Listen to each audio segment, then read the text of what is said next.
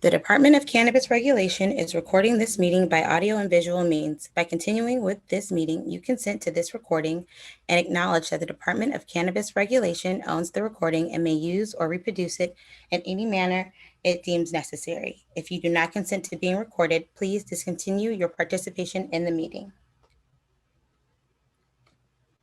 Good evening, and thank you all for joining us for tonight's Spark session and stakeholder comment period.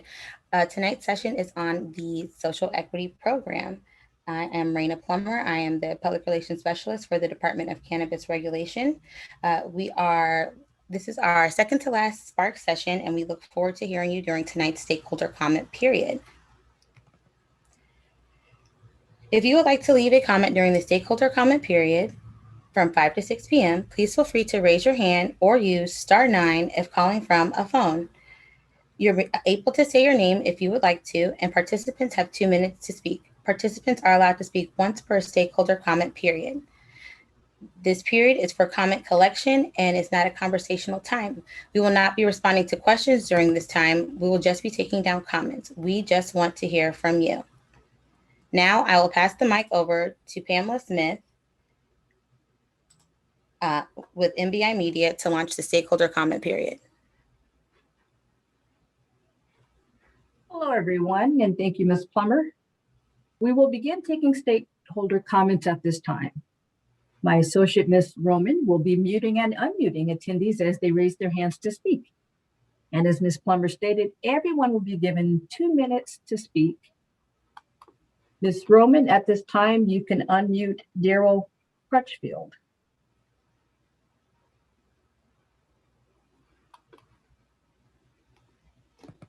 Mr. Crutchfield, yes. There you go. You have 2 minutes. Yes, my name is Daryl Crutchfield, and my comment is that it's not right that a person like me, let me speak for myself. I have been verified as a Tier 1, Tier 2 applicant since August 2019. I have not received no help at all and being victimized because of it. I couldn't even apply for the first round of licensing. And I also went to I went to apply for the seed grant that you guys have. And they told me I cannot receive any seed grant money because I don't have an application in. So I'm being victimized on both ends. I have not received no help since August 2019. So my comment is, I wish they would put somebody in place to reach out and help the people that have been in for a long time that have not received no help. I have emails to verify what I'm telling you, everything. It makes no sense. So my comment is, I wish they would get my suggestion. Get somebody in place. You know, it's not my fault. I'm doing my part, but not getting no help. And I'm getting victimized because of it. I cannot apply for nothing. I can't do nothing. And if I do it wrong, I'm going to get booted out. So I'm in a catch-22. So that's my comment and my suggestion, that they get somebody to help out, or at least reach out to somebody, do something. I even went down to the office before the COVID started. No help. I mean, and this has been since 2019. Does that conclude your comment, sir? Yes, ma'am. Okay, thank you. The next person we'll hear from is Darwin Butler.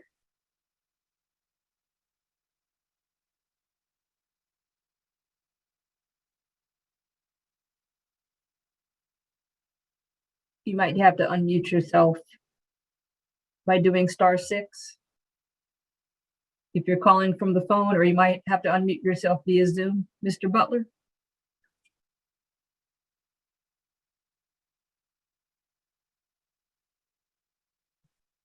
Mr. Butler going once.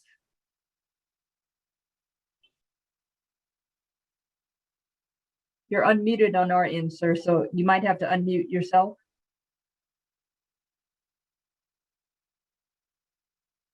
Okay, Ms. Roman, at this time, we'll move down to Ms. Gorman for 2 minutes.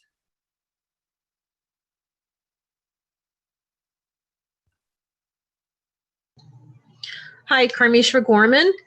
In support of Measure M, I'd like to offer that all of the suggestions made during these Spark sessions be seriously considered while DCR drafts policy that is more in line with the equity goals or greater measures of equity, including redefining transitional worker and using current transitional worker criteria to qualify transitional workers as social equity workers who earn shares of the company's profits based on company receipts and hours worked, and or DCR should assist with the formation of a bona fide transitional worker or social equity worker labor organization able to negotiate rates for all transitional and social equity workers.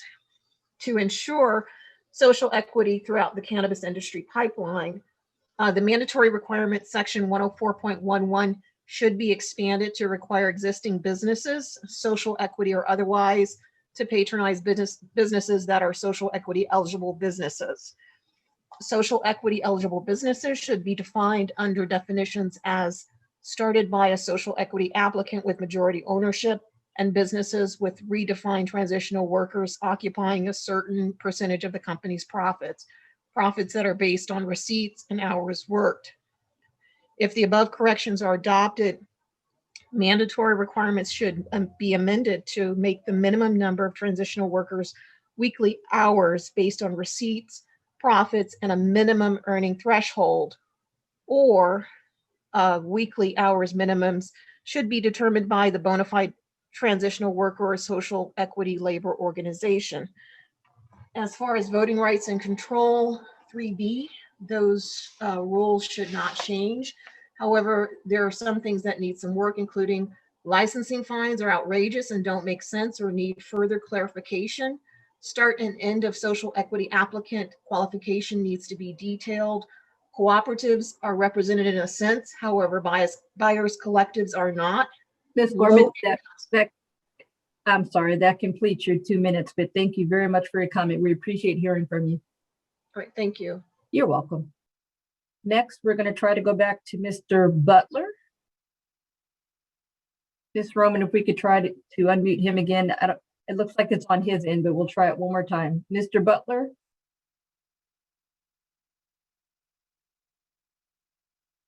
Okay, looks like he's still having issues, so we'll go down to the next person. Let's go to Gregory's phone. Grigor? Yeah, this is Grigor speaking. How are you? Good, how are you? I'm doing well. Just a quick question I wanted to confirm.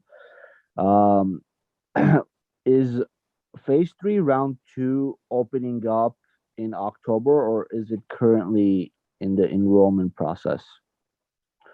At this time, sir, right now, we're just hearing general comments. If you have a question, you're welcome to put it in the chat feature at the bottom. But right now, this is just a 2-minute general comment period.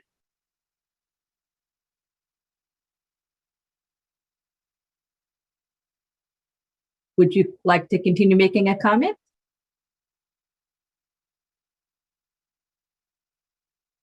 Looks like he muted himself.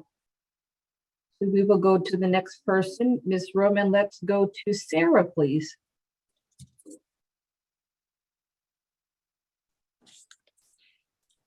Sarah, you have the floor for 2 minutes.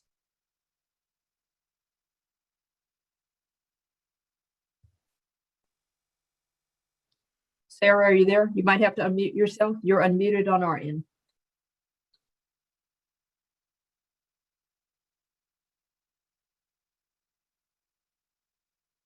Okay, Ms. Roman, we'll move on to the next person, Lauren P. Hello? Yes, you have the floor for 2 minutes, beginning now. Hi, I'm not sure if when I looked at originally when they qualified for a social equity program in Los Angeles, I actually looked at the data that how they came up with the methodology of how they figured it out. And it didn't really make a lot of sense to me. A lot of people got double counted, but some counties didn't. A lot of the logic that they used to how to disqualify certain areas just because of like by the airport, but that gets rid of like a lot of people who are in apartments that live over there. And also I currently live in a place that was disqualified, even though the school districts in my area are low income. You know, most of it are 90% on the food program. So, I mean, the lunch program. And so I just want to know if that has changed. Has they changed the criteria of like how they're going to qualify somebody? Because really, I feel like they should just add in race. Like every other city literally has added in race into their social equity programs. And I think it's like Los Angeles is doing a big disservice because this is a race issue. It should be resolved and by using race. Like there's like in 2003, I looked at who was arrested. It was like 937 Black people, 547, something like that, of Latino people, 38, it was like 38 other, and then like 1 white person and 0 Asian. I'm like, and that was like the entire year for weed related arrests. And I'm like, when you just have stuff like statistics that look like that, and to say that, oh, now that all these other people who weren't really affected as much get to qualify and get to be a part of the social equity program, while other people who've lived in the area that have been affected by it just can't because they happen to live in a zip code that when they did the methodology, or you just wasn't at that whatever meeting that was, because there's definitely people who live in View Park for whatever reason get to qualify, but me, because I live, I don't know, in my neighborhood, it doesn't seem to qualify. So I don't know if it has been changed or not, but Well, thank you for your comment. Your 2 minutes is up, but we appreciate hearing from you. Thank you very much.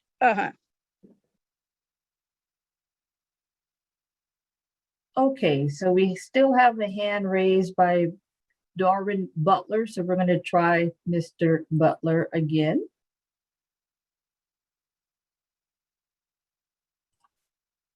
And Mr. Butler, you might have to unmute yourself.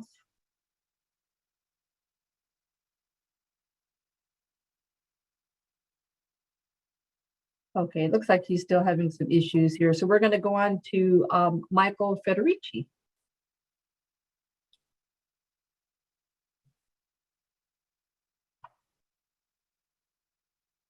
Mr. Federici, you might have to unmute yourself. You're currently unmuted on our end. There you go. Can you hear me now? Yes, sir. You have 2 Okay. minutes. Okay.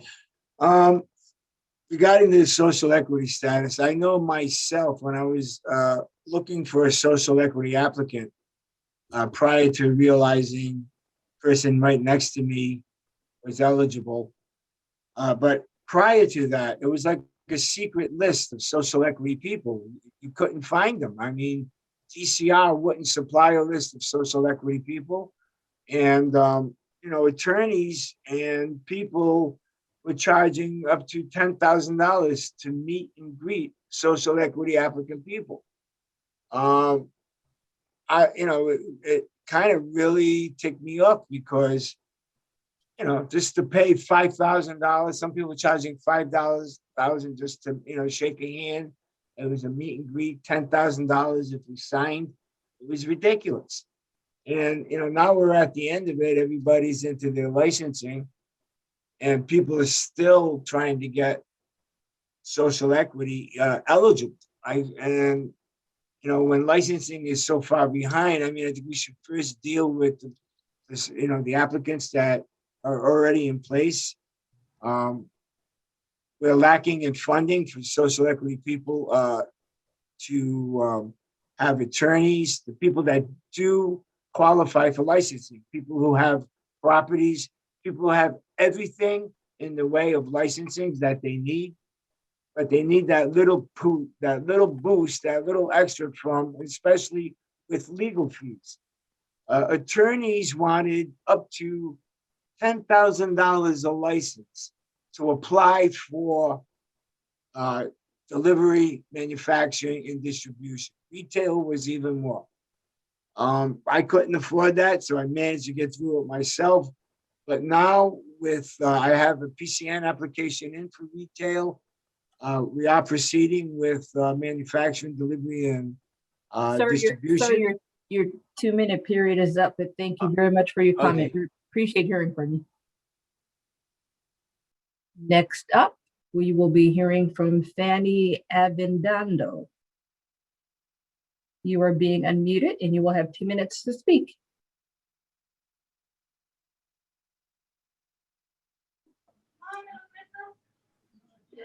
Hi, my name is Fanny Avendano, and calling to comment on why Proposition M has not yet been implemented.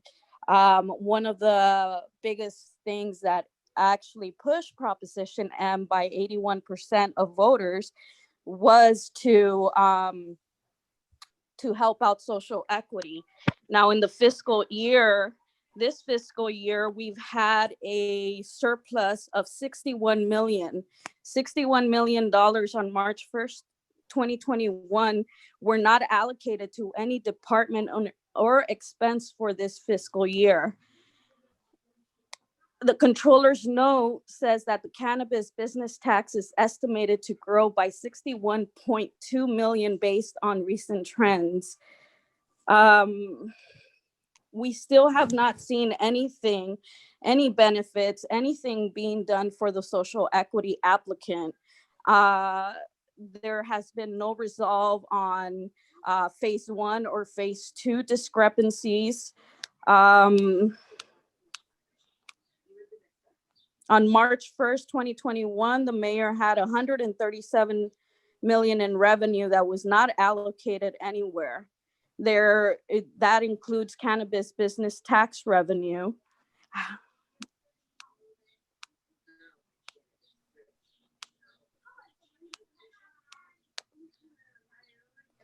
Are you still there?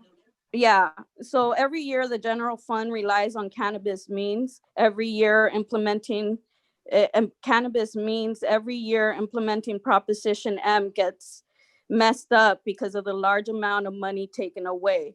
Now, where is that being addressed by the DCR on how this surplus is being allocated, and why is there still not any resources for the social equity applicant implemented? Thank you for your comment, but your 2 minutes is up, but thank you for your time. We appreciate it. Next, we will be going to, it says iPhone. So you're calling in from your phone. So don't forget, you'll need to do *6 to unmute yourself, iPhone. Hello? Hi. Yes, this is Darwin Butler, verified social equity applicant, just like my brother for over 2 years now. 2 things I wanted to say, well, several things. Well, first of all, I feel that all of the money allocated from the state of California, over, I think it's over 12 million or whatever, I think that money should all be divided equally amongst all the verified social equity applicants, regardless to where they are in the process, because we're going to need the money to go further into the process. Like right now, I've been 2 years looking for a place. I got predatory lenders. People don't want to rent in the areas that's not saturated. They don't want to rent. Well, you are not giving us no help, no list of 420 friendly landlords or anything. Second thing I like to say is the people that did get verified for they in Koreatown, I wanted to know how was they affected by the war on drugs, because I thought this program was for people who had criminal violations, for a criminal record. So I want to know, how did those people qualify for their license, and did they have a criminal background? Because the requirements was low income, criminal background. So everybody who qualified need to have some sort of criminal background in order to qualify for this program. I was arrested, spent time in prison just to see other people take advantage of this program who probably only lived in the area for 10 years. So just because you lived in that area don't mean you was impacted. You need to prove how you was impacted. Okay, and criminal background should have a precedence over that. The first 800 people who qualified under this program should have precedence under this expanded view. So we need some help finding locations. You all promised us 3 years of free rent through type 1 and type 2 was going to be tier 1, tier 2, tier 3 was going to offer us, be a mentor and give us some rent. None of that is materialized. Mr. Butler, thank you for your comment. Your 2 minutes is up, but thank you very much. Next, we're going to go to Whitney Beatty.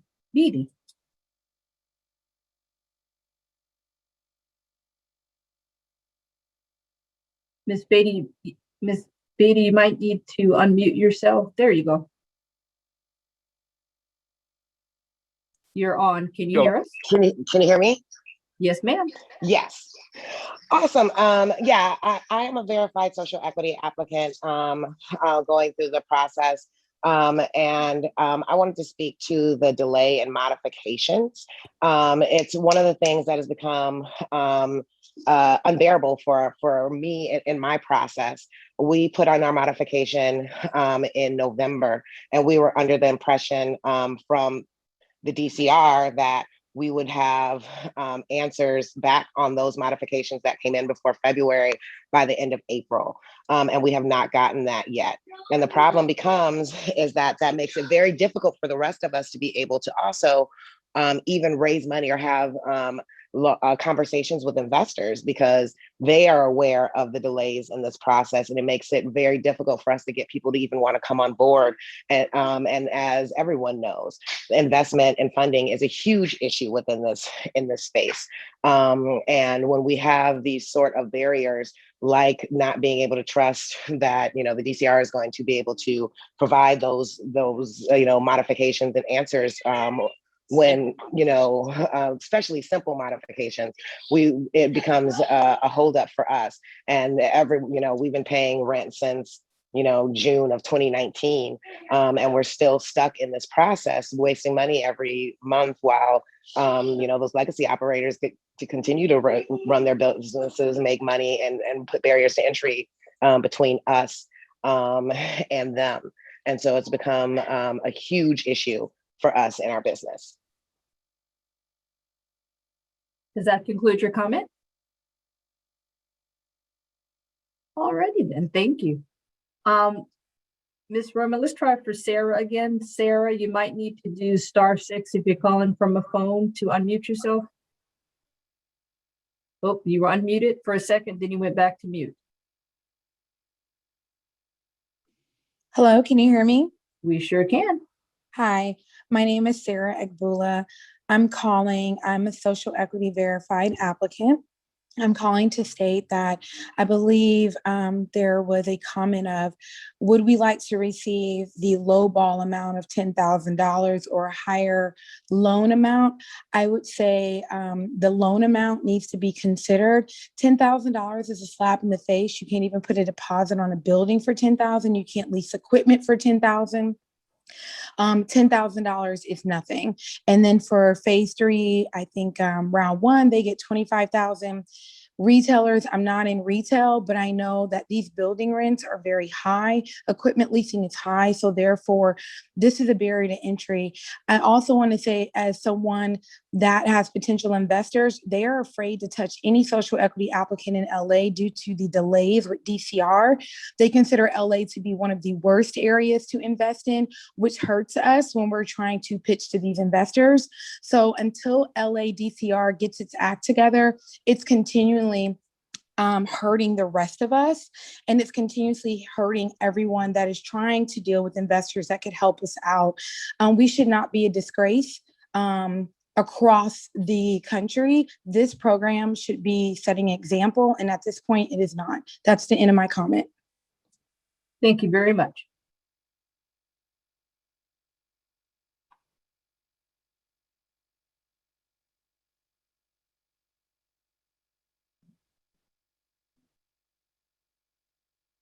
If anyone else would like to make a comment at this time, please raise your hand if you're in Zoom, or if you're calling from your phone, use *9 to raise your hand. Oh, it looks like we have a person that just popped up. I'm going to have trouble saying this name, but it looks like it's Agmusel. We're going to unmute you. You have 2 minutes. I'm sorry if I butchered your name. I apologize. Hi, everyone. Good evening. My name is Alfredo Gama, and I am also a member of a neighborhood council that is part of it tasked to monitor city services. And one of the city services the city is supposed to do is regulate cannabis. I remember when the department started back, 4 or 5 years ago, a lot of people didn't even understand we had a cannabis department. And the more weed shops I see in LA, the more I see how things are failing, because the people that are selling weed is not the people that were in prison for weed. So I want to ask some questions of the department that could perhaps be addressed later. What is the department doing to basically engage people that don't even know about the business opportunities, the grants?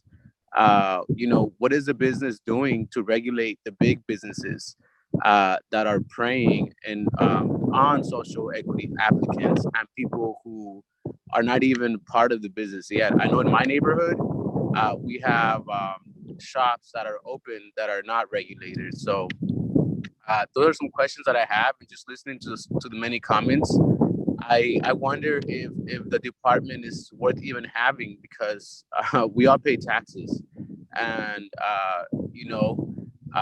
it's a good question to start having, because it seems like regulation just messed up the industry even further than anything else, because it's only putting obstacles for people to do business, and people are losing money. People have been in prison.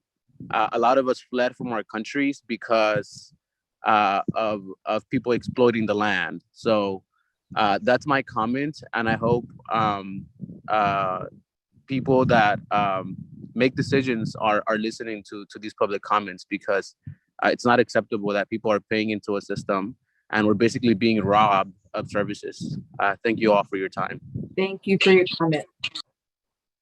And just to remind everyone, every comment that's being made verbally and in the chat box is being captured and recorded and will be put together in a final report. So everything that you're saying tonight does matter.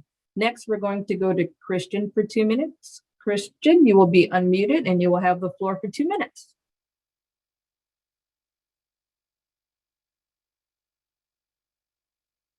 Are you there?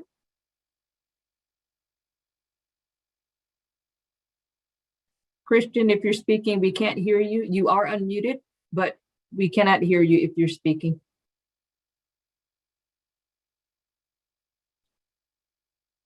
Christian going once, Christian going twice. Okay, we've muted you, but if you keep your hand up, we'll try to come back to you again. At this time, if anyone else has any comments, please raise your hand and we would love to hear from you. If you're calling from a phone, please do *9 to raise your hand, followed by *6 to unmute yourself.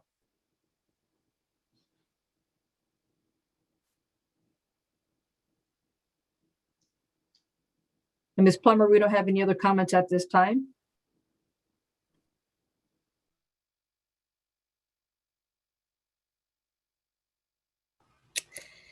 Thank you, Ms. Smith. While we have everybody on the line, I do see some participants coming and raising their hand. I'm just going to make one quick announcement. Please join DCR and Elevate Impact LA for a seed grant program lunch and learn on Thursday, June 10th, 2021 from 12 p.m. to 1:30 p.m. You can RSVP on the DCR website at cannabis.lacity.org or apply for the seed grant program at elevateimpactla.com. The team from Elevate Impact LA will be walking participants through each step of the application, providing feedback on grant assessment documents and answering questions. Thank you very much. At this time, we're going to hear from Piero. Yes, You Piero. have the floor for 2 minutes. Hi, my name is Piero. I'm also a qualified social equity applicant, and I believe that myself, just like many other social equity applicants out there, we know we qualified, but yet we haven't received any help, any legal advice. Many of us are lost, and we don't know, we're trying to find our way. And I don't know how exactly to put it. A lot of the first licenses were given out basically to people with money. I don't know how they could expect social equity people that we fall into this. We've been through the system. I don't know how they expect us to come up with these fees and these big amounts of money. And then not only that, but the worst case scenario, when they had the last storefront application, when I was already a qualified social equity applicant, you guys wanted us to have a lease on a place already. And it's like, how many people could afford to have a lease for a place for an unknowing amount of time and be able to afford that? Tell me how many of us social equity applicants that have been damaged by the cannabis laws and been in prison or been jailed or received felonies, how many of us actually have that kind of money and have that kind of legal support and knowledge to be able to get ahead? You know, it seems like the program, the social equity program, was developed for us people who've been, been harmed by the drug war. But in reality, it seems like the people getting rich or the people benefiting are the people with money and the big corporations. You know, I see it all the time. At one of the last social equity meetings, not the social equity, but one of the meetings we had when they were giving out the licensing for the last licensing for the storefronts, how many people were there with money just looking for people like us, trying to make us to sign agreements, to have us. Hi, sir. I'm sorry, go Oh, ahead. no, I'm sorry, but great comment, and thank you very much for coming on with us this evening. We appreciate your time. Thank you.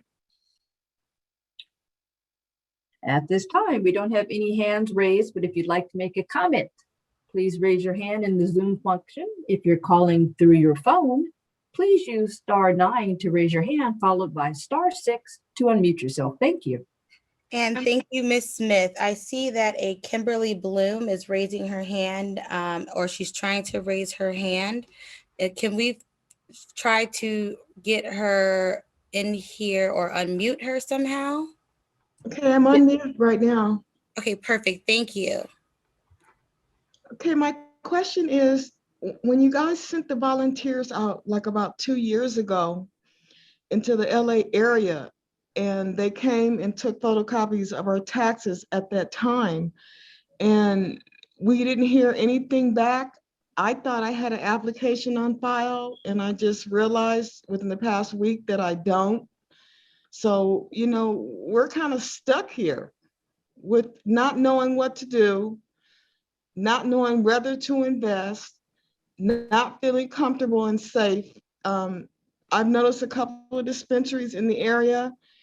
They're normally not here for a long period of time. And the one that is, they've been here probably 6 months at the longest. So in the LA area, as far as low income, as far as what the criteria is to participate, it's not happening. And if it's happening at a very, very low pace. That was my question and my concern. Thank you. Thank you very much. Next, we're going to go to Elena.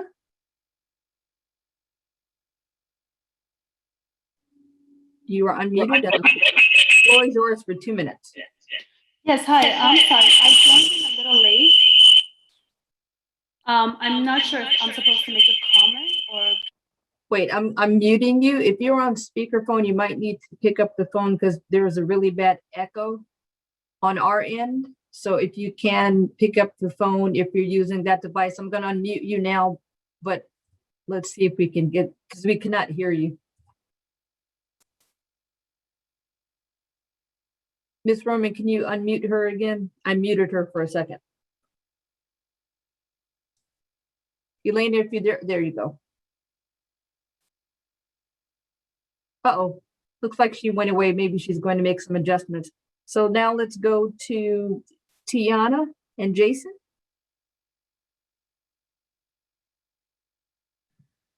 Good evening, everybody. Hi, my name is Tiana. I do a lot of Zoom, so there's another name on here, but it's just Tiana. I'm a social equity applicant. I'm one of the original 1600s that was, awarded the social equity status. And I guess my question is, with that first round, we all know that it was what it was, the first 100 that went, applications. I was one of the people that obviously with the having to have your lease in place first took me longer to get and did not make that deadline. I do, however, have a current application on file, it's in a PCN status, whatever. But my question is, once you guys had the audit and you changed the social equity parameters from, just low income to must have a cannabis conviction, what is happening to the rest of us, that were part of the original 1600? Because it seems like we're kind of left in limbo, like we're not allowed to be a part of the lottery. Is there a point where we're able to apply for a license, or what does that look like moving forward? Because it seems like, we did all this work to qualify, and because I don't have a cannabis conviction, even though I'm low income and have been living in LA and had family and other people that have been affected by the war on drugs, that it seems like we're kind of left in limbo, like we're no longer important. Does that conclude your comment? Yeah, I was just curious about, how it looks being social equity moving forward. If the new, I guess another question, my second question is, if the new qualifications parameters for social equity are what's staying in place, like, are we still qualified as social equity because of the new parameters, or were those just for the 200 licenses that are now, and are we keeping the original 1600 on the list? I know in the last. Right now, this is strictly just a 2-minute comment period, but Gotcha. I suggest that you put your question either in the chat box, or please visit our virtual meeting room where there is a comment box that you can ask those type of questions, okay? Thank you so much. You're welcome. Thank you.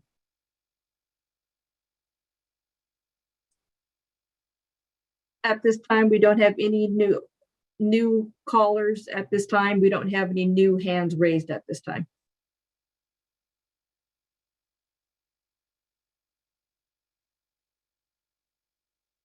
We have approximately 20 minutes left if anyone would like the floor for 2 minutes to make a general comment.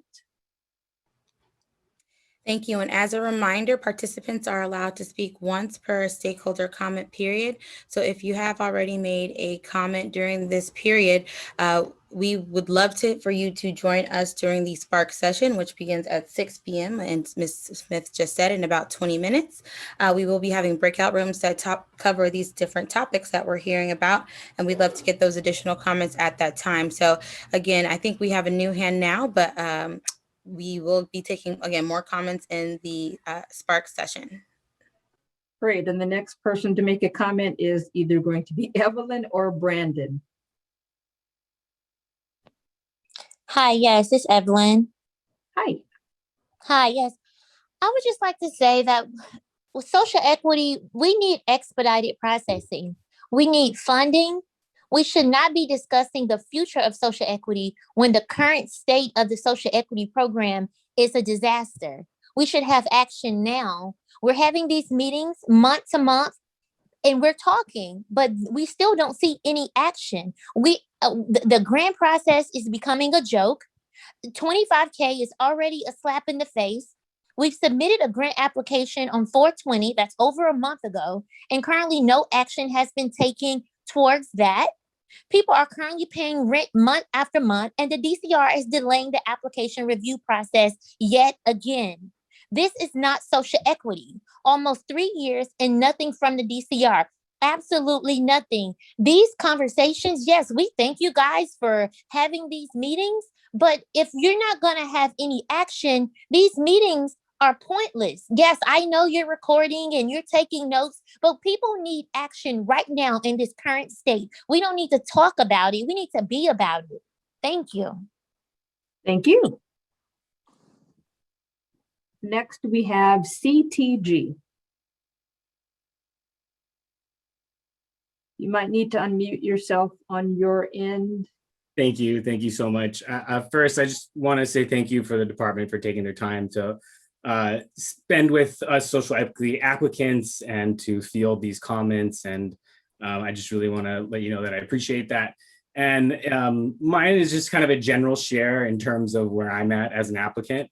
I've been able to find some partners that are currently working in under somebody else's license. And so we're applying to get our own license. And, you know, even with finding partners who are semi-successful in the industry currently, we are having problems finding real estate and going and getting all the pieces of the puzzle. So, I mean, you know, I'm not sure how long this licensing hearing has been open, but, you know, I've been working through that time, and, you know, we're at that point where we're looking to either lease or purchase a real estate, and we even have the capital to do it. And even that is a very difficult process. And one of my fears is that, you know, we be doing all this work and the application period closes on us in a way that kind of makes all the work that we've done so far moot.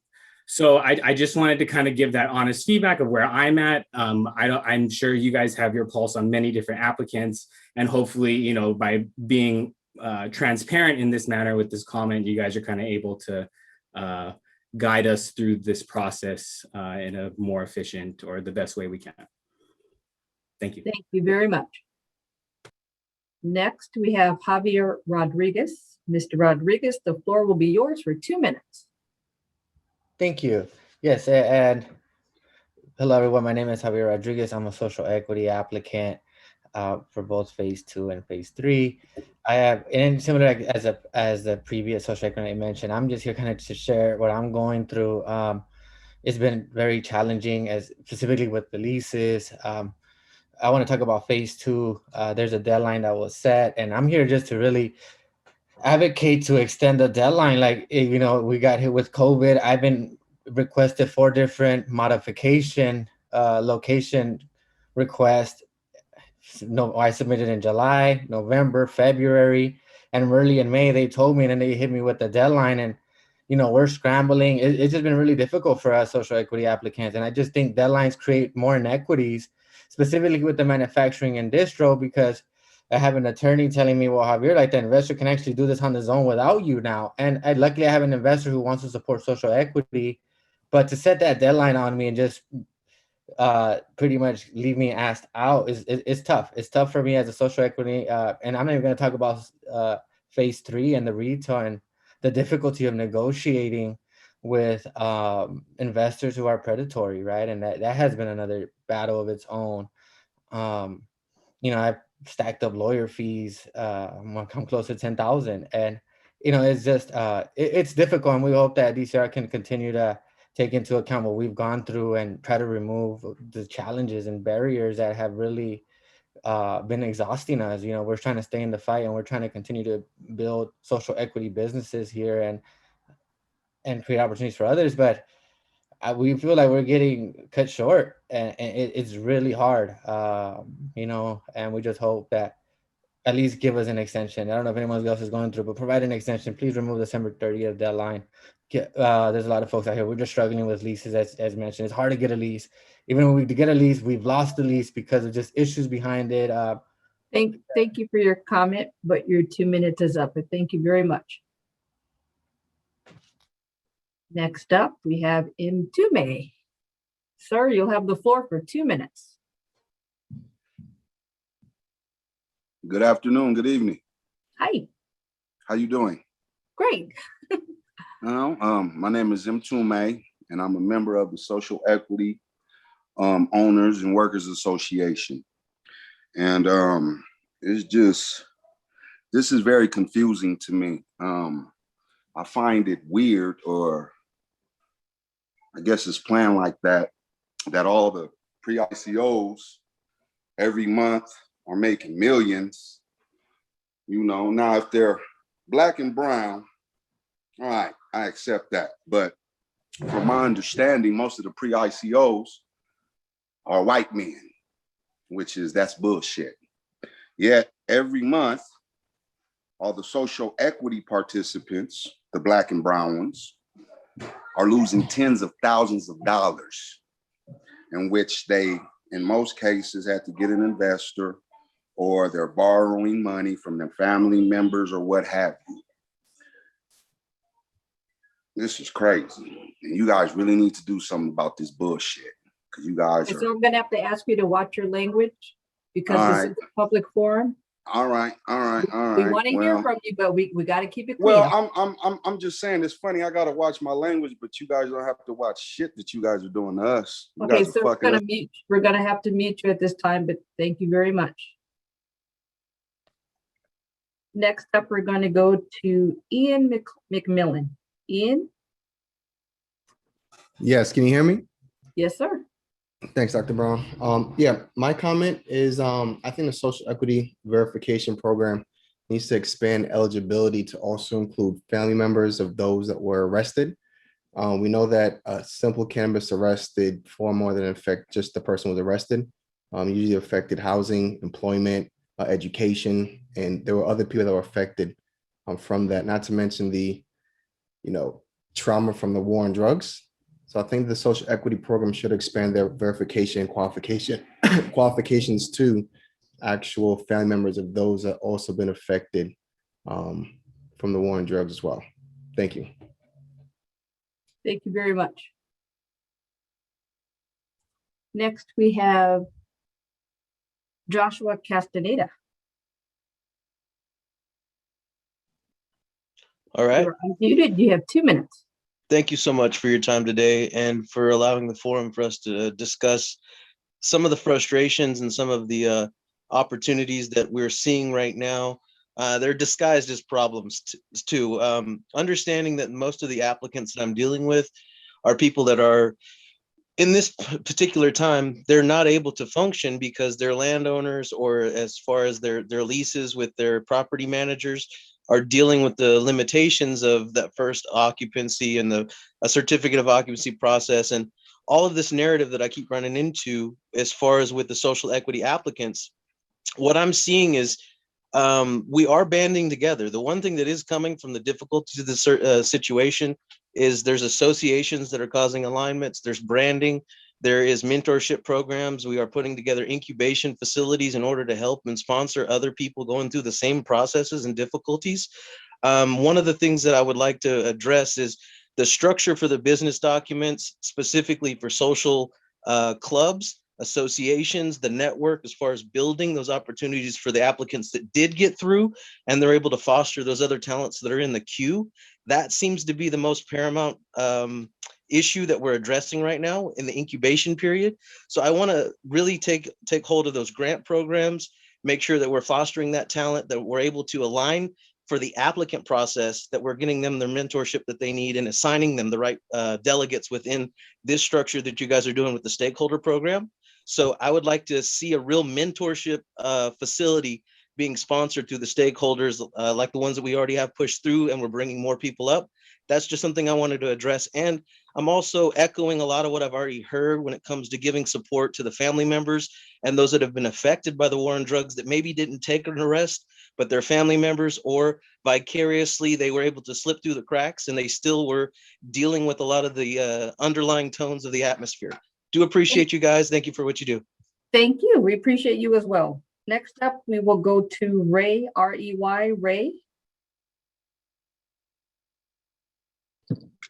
Yes, hello. I just wanted to concur and echo the comments that were issued by both Joshua and Ian regarding some of the ways in which people were brought into the program. But I also wanted to emphasize the fact that now that the applicants have been able to now submit applications, it just seems like there's a lot of not uncertainty, but unclear, like we need more clarity, right? We're requesting updates from what's happening through this program, but we're demanding more clarity as well. It seems as though things have been progressively began to change once the program opened up, applications were submitted, but then more information came out saying that the requirements have now changed, right? We need just more clarity as to how to game plan around certain things, in which Joshua mentioned that there are resources that are now being created and centered around from those people who are having to band together to address these similar issues. It seems as though that same type of initiative needs to be forcefully pushed by the program itself so that we can begin to see more changes and more things to come. And I think those are the things that we need to begin addressing is not just the updates on the side of what's going on with the applicants, how are you requesting us to not only have a leasing space, but not giving us a good time frame and a game plan that we can kind of follow and work with, or other resources. So I just wanted to echo some of those other things that have been shared, and I hope to see some changes that will be made. Thank you. Next, we'll be going to Mr. Davis, Robbie Davis.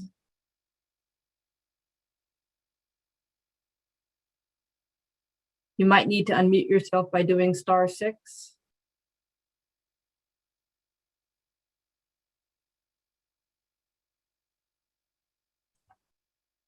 Mr. Davis, we're going to move on to the next caller. Can you hear me now? Yes.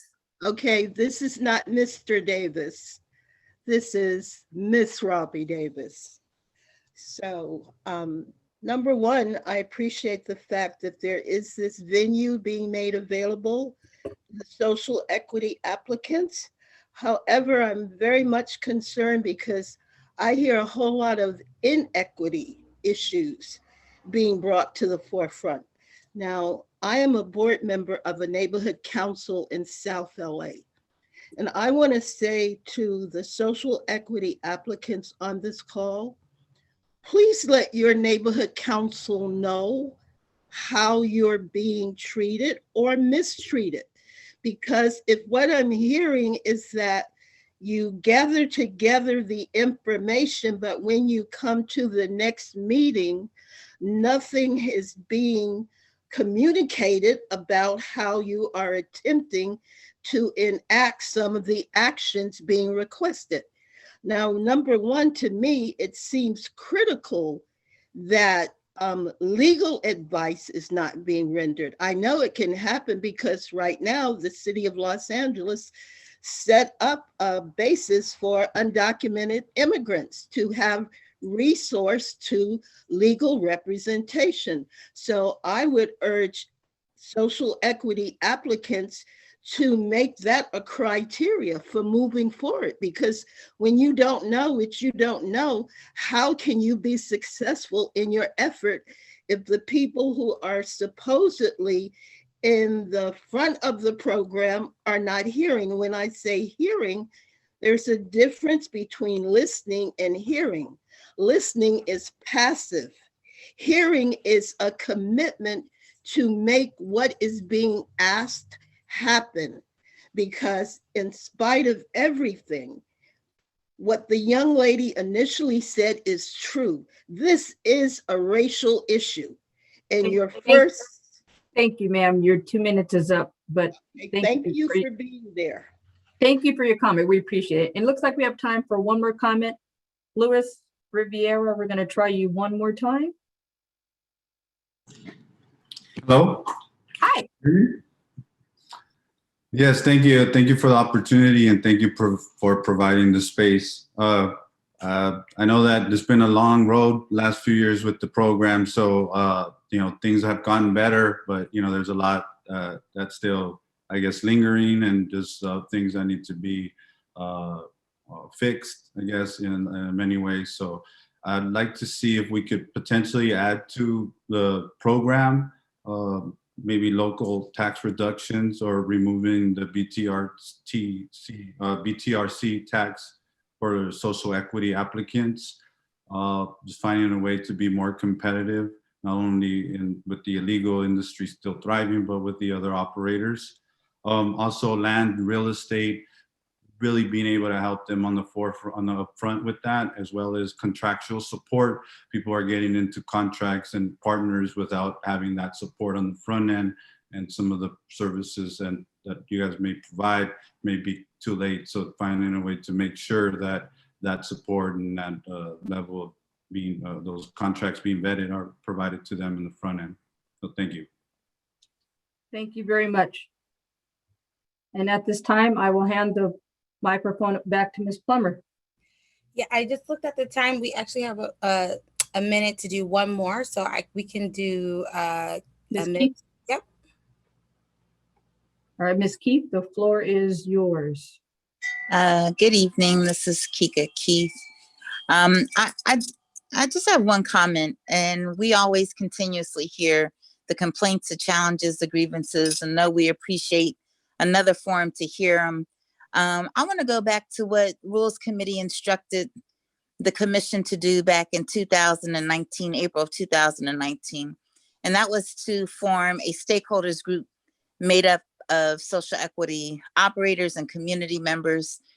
There are ongoing needs, obviously, that will not be able to be all addressed in these meetings. And our voices really need to be heard, past being heard. Policies need to be adopted based on what's being heard. And after this funding runs out for this Spark session, there will continue to be policy issues and recommendations and program implementation, that the only way you're going to be able to effectively create solutions is to hear from the people who are receiving the services. So I want to strongly recommend, again, that the commission adhere to the instructions of Rules Committee to form a stakeholders working group made up of community members and social equity owners and workers. Thank you. Thank you very much. Thank you all for joining us this evening. We'll be beginning the Spark session momentarily. The stakeholder comment period is closed, but we will be beginning the Spark session momentarily. We will be including breakout rooms, which will allow for the additional recording of comments. The Department of Cannabis Regulation is recording this meeting by audio and visual means. By continuing with this meeting, you consent to this recording and acknowledge that the Department of Cannabis Regulation owns the recording and may use or reproduce it in any manner it deems necessary. If you do not consent to being recorded, please discontinue your participation in this meeting. Good afternoon, everybody, and welcome to today's Spark session number 7. We recognize that there are many questions and concerns about cannabis in the community, and we also recognize that current laws about cannabis continue to have significant impacts on issues like employment rights, housing rights, educational opportunities, and access to healthcare. And these laws and policies continue to have wide-ranging impacts on Angelenos, especially on marginalized communities. This is the genesis of Spark. With your help, DCR can support and provide the community with access, resources, and knowledge about cannabis activity in the city. Spark needed you, members of the local community and stakeholders impacted by cannabis policy or those seeking to affect cannabis policy, to share your feedback with us so that when DCR makes future policy recommendations to local leaders, those recommendations are shaped by the individuals and communities that will most likely be impacted. Before I introduce our panel, our speakers for today and do an introduction, a more formal introduction, I'd like to review a few things about the Spark campaign. Spark is generally broken down into 5 key phases: collecting feedback, analyzing feedback, creating the final report, and then DCR and the Commission will develop and present the report and recommendations to City Council and appropriate council committees. From there, it will be up to Council and council committees to take action. We are currently in the collecting feedback phase of this process. It has been a great Spark session campaign so far. This is our 7th Spark session. Our last Spark session will be this Saturday, June 12th. It will be on community impact. The stakeholder comment period will be from 9 to 10 a.m. and the Spark session will be from 10 to 11:30 a.m. You can get the information on that during our in the virtual meeting room or go online to cannabis.lacity.org. Also in the virtual meeting room, you can stay connected through Spark through our Spark surveys, our Spark comment box, and our Spark resource station. In the coming days, we'll be adding the whiteboards from our previous Spark sessions to the virtual meeting room so that we can make sure you have access to that to see what other people have had thoughts on related to the different topics we've covered, including licensing and regulation, the social equity program, corporate social responsibility, and more. Now, I'd like to bring up Director Packer to give some brief introductions and welcomes for today.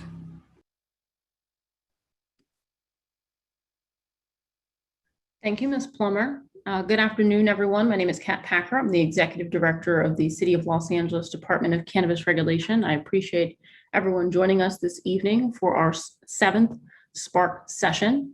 I have found thus far Spark to be a very informative tool for us to receive information from our stakeholders. We have invited commissioners to join every single Spark session so that we are informed, both the department and commission, in our responsibility to advise the City of Los Angeles, primarily our City Council and our mayor, on the development of cannabis-related policies and programs. I'm very much looking forward to tonight's session and the inclusion of breakout rooms. And again, just want to voice my appreciation for all of the stakeholders who have continued to join us at these Spark sessions. I appreciate your thoughtful input, your continued participation in this process. we do hear you. We want to make sure that we can take action on the recommendations and feedback that we are receiving, and much of the feedback that we've received thus far, we've discussed internally. We agree with a lot of the feedback that we've received. So we want to partner with community to implement the types of changes that folks want to see, both in policy, but also just in the programs and services that we provide. As today's Spark session is focused on the social equity program, I of course have invited our program director, Dr. Monty Brown, to join tonight's Spark session. She is with us this afternoon, so I do want to, at this time, welcome her. And Dr. Brown, if you want to provide any welcoming remarks, I will pass the floor over to you at this time. Well, thank you, Director Packer, and thank you, Ms. Plummer. I want to welcome everybody and good evening.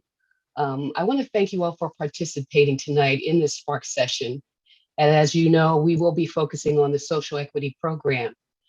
Your feedback, your comments, and all of your recommendations will be an essential component moving forward as we continue to develop cannabis policy, creating programming, and making decisions concerning grant funding resources. I'm looking forward to your engagement tonight, and I want to thank you all for your time. So enjoy the evening. Thank you. Thank you, Dr. Brown.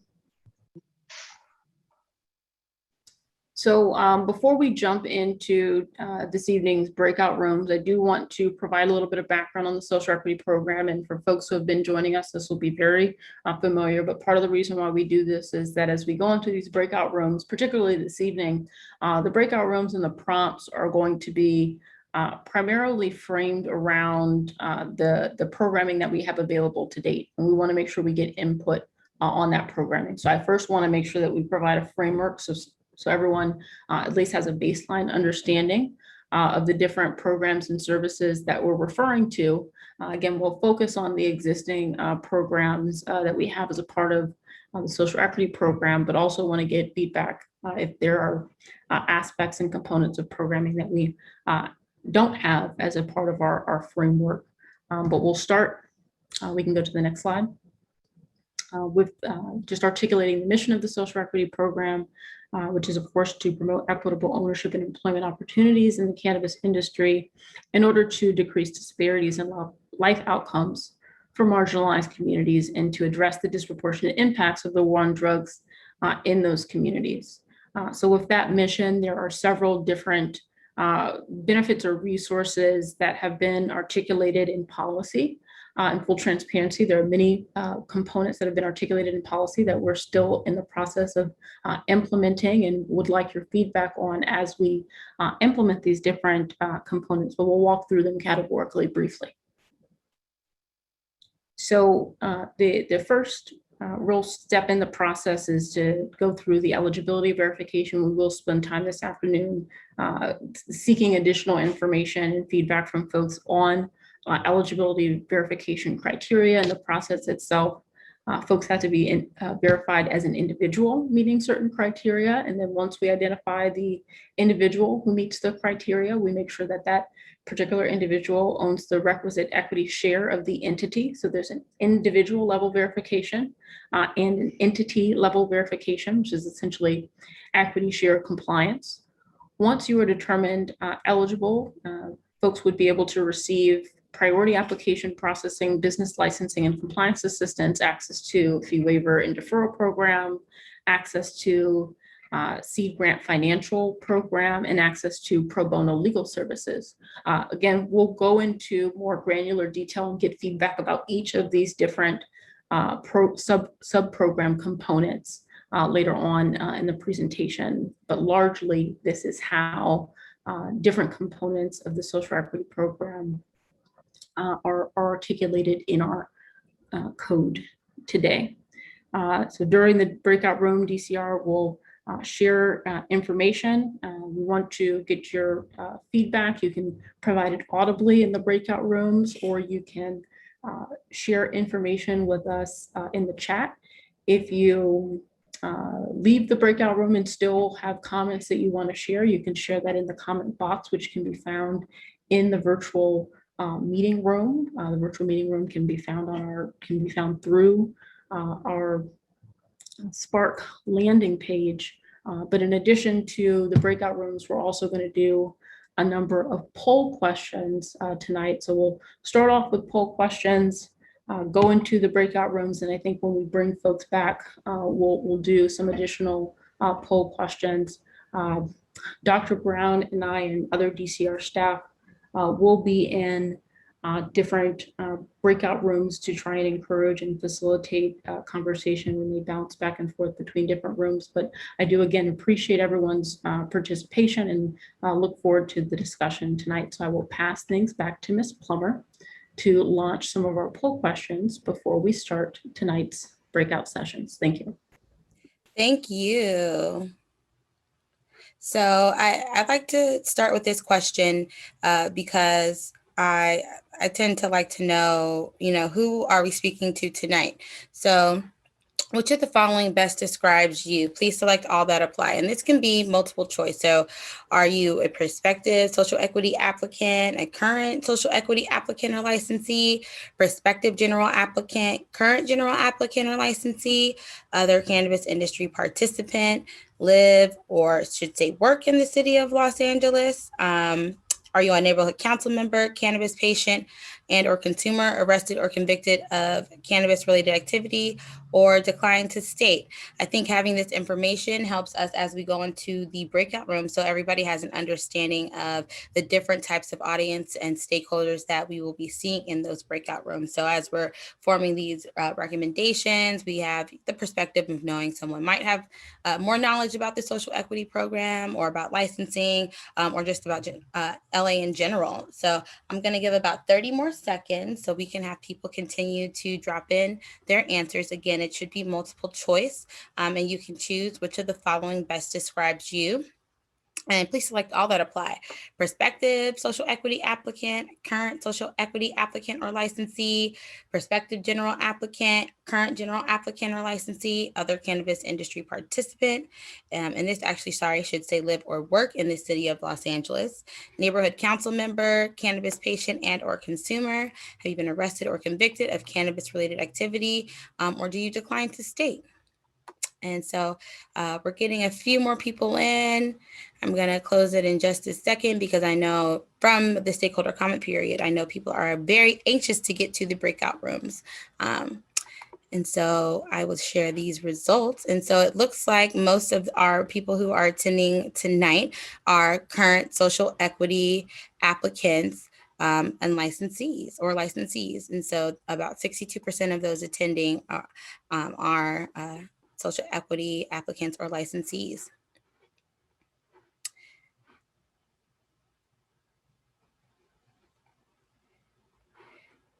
And so for the next question, I'd like to ask, which of the following topic areas are you most knowledgeable about? So as we go into these breakout rooms, knowing kind of what everybody else knows, how people are thinking, what they're coming to and their perspective on these different topics kind of gives us a way to see how others are reacting. And so we want to say which of the following topic areas are you most knowledgeable about? And this one is select one. So you got to think about it for a second. Individual eligibility verification for the social equity program, entity level verification for the social equity program, the PCN process, pre-application process, procedure or temporary approval procedure, other local permitting requirements with like DWP, DBS, or LAFD, the state licensing process, business development, payroll, inventory management, and insurance, employee recruitment, fundraising and capital acquisition, and marketing and branding. And so again, we want to know from you, which of these topics are you currently the most knowledgeable about? And for me, it's good seeing these types of questions going into the breakout room so I know and have an understanding of what the other attendees might know and think about and how I form my reaction or my responses. And so again, which of the following are you most knowledgeable about? Individual eligibility verification, entity level verification, the PCN pre-application or temporary approval processes and procedures, other local permitting requirements, state licensing process, business development, payroll, inventory management and insurance, employee recruitment, fundraising and capital acquisition, or marketing and branding. So let's end now. And most people are knowledgeable, it looks like, on individual eligibility verification for the social equity program.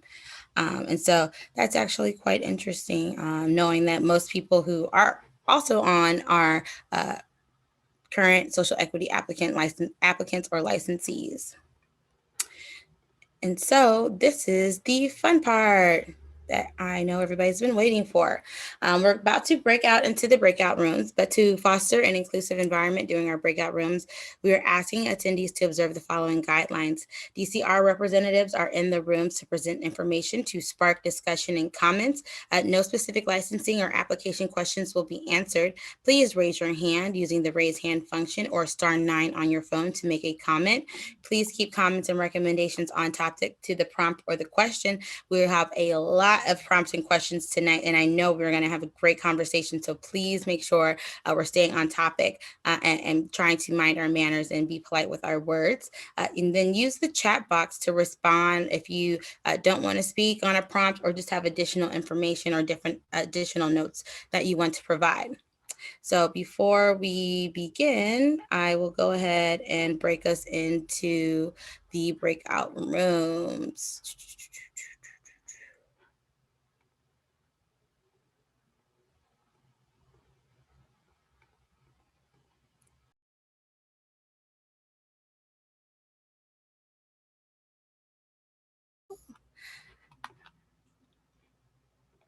I'm not sure if everybody from my room is back in here yet.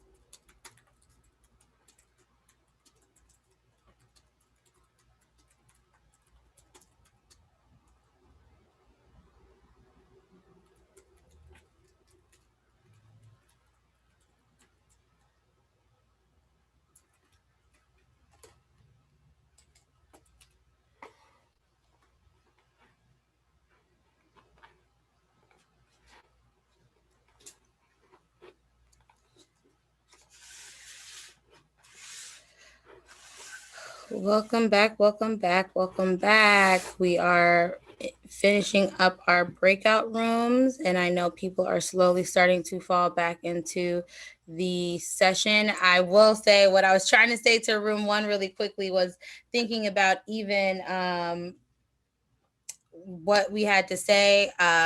What did you... Okay, thanks. Thinking about what we were talking about, just how would you divide and distribute those funding? Sorry, guys, that's happening. But really quickly, what I want to do is ask one quick question based on what we were talking about tonight. Which of the following topics would you be interested in getting additional information on? And I want to leave this up for a minute really quickly. Then we're going to run through some quick Spark updates, and then we will bring MBI back up to do a quick share for 2 to 3 minutes each. And then we'll close out. But I do want to know, because again, as you heard, VLC programming is currently being formed, and we want to hear from you guys. So knowing what you guys need more information about helps us. And I know we got some really great information in the breakout room. So again, right now we're asking, which topics would you like to receive more information about? Please select all that may apply. Individual eligibility verification, entity level verification, all of those application processes. I don't think invoicing is on there. Other local permitting requirements, state licensing process, business development, payroll, inventory management or insurance, employee recruitment, funding and capital acquisition, or marketing and branding. And so I'm going to give it like 10 more seconds or so, but it slowed down. So it looks like people have been submitting, and we are Still getting a few more people in. So please indicate which topics you would like to receive more information on. And so let's go ahead and end this. And I'm going to share the results. And so it looks like by far, business development is the number one thing that people would like more information about. Business development, followed by what looks like application processing, and then followed behind fundraising and capital acquisition and state licensing process. So good to know. Again, keep following the website. We will be launching GCPLC programming this summer. And I do want to give a quick reminder that DCR and Elevate Impact LA will be hosting a seed grant program lunch and learn. They'll be able to walk you through those actual documents so you don't have to utilize another party. They will be walking everybody through the actual documents needed for the application for the seed grant program application. It's this Thursday from 12 to 1:30 p.m. You can go on Elevate Impact LA to apply for the grant program, or cannabis.lacity.org under the Seed Grant Program tab or menus selection in order to RSVP. You might have gotten an email as well if you're a verified social equity applicant, so check your emails as well. The next Spark session is our last Spark session. Sadly, we will have, it's this Saturday, June 12th. The stakeholder comment period will be from 9 a.m. to 10 a.m. So any thoughts or feedback you have, especially from tonight's session that you might want to give or weren't able to get in, please make sure you leave that. Come and join us this Saturday from 9 to 10 and leave those comments. And then we'll be speaking and having the session from 10 to 11:30 a.m. And again, it will be on community impact. So we look forward to seeing you there. The virtual meeting room is still open. As we mentioned, it has the past sessions and information, including information on the surveys that we currently have up. Those 2 surveys will be available through June 30th. And then the Spark comment box, which will be available through June 30th as well. Any comments you have, again, that you might not have been able to get out tonight, drop them in the comment box. There's no limit on how many comments you can leave. Drop them all. The more, the merrier, the better. And so now I'm going to bring up MBI to present some of the whiteboards and the learnings that we got from today's Spark session. Pamela, are you ready for room 1? Yes, if Laura will be bringing the board up momentarily.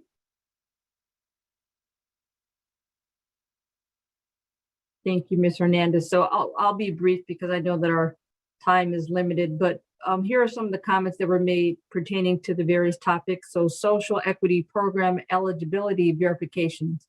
In our room, some of the things that were brought up were include extended family in tier 3, take care of pre-qualified applicants first, make cooperative licensing available as an opportunity for the new tier 3, and revisit already verified candidates to help with the process.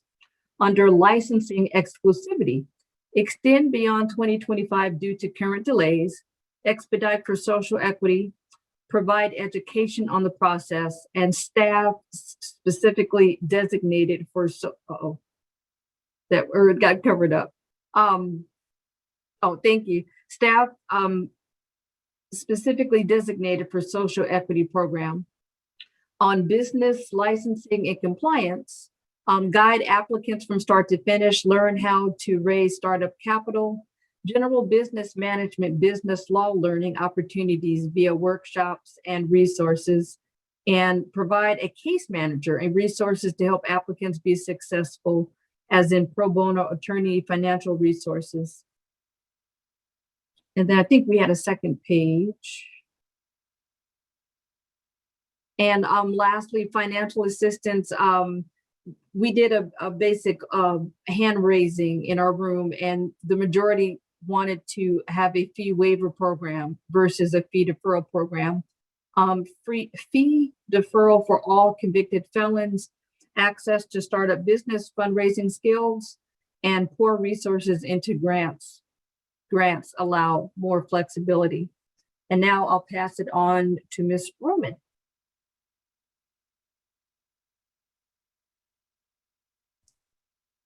Thank you. Kristen, can you share the whiteboard? Thank you so much. So we were able to ask 3 of the prompts in our room. And so for the first question or the first topic, this is just in blue. So some of the main comments that were made, which is with the check mark, is the equity for incarcerated individuals and low income. That is where they want to provide feedback on the other eligibility criteria and who they should consider. So that was the main topic that was shared. As you can see, there was more comments that were shared, such as more stakeholder social equity applicant inclusivity and include applicants in the meetings. The individuals in breakout room 2, they all have shared that they wish to be in the table and participate in the conversations. So I would transition now to the prompt in orange.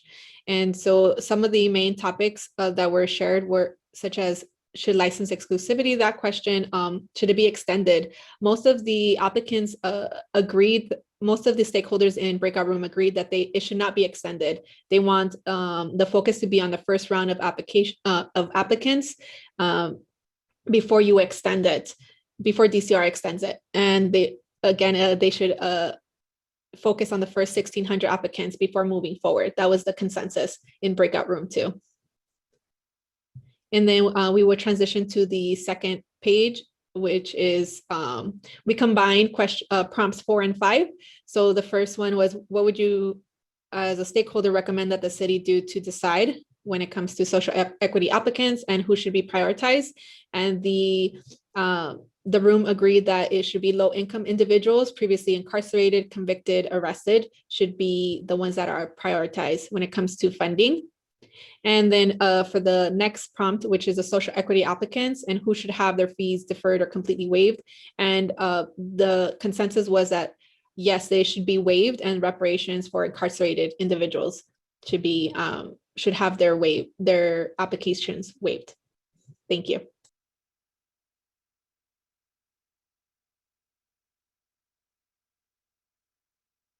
Thank you, guys. And so now I'll pass it over to Director Packer to give some brief closing remarks.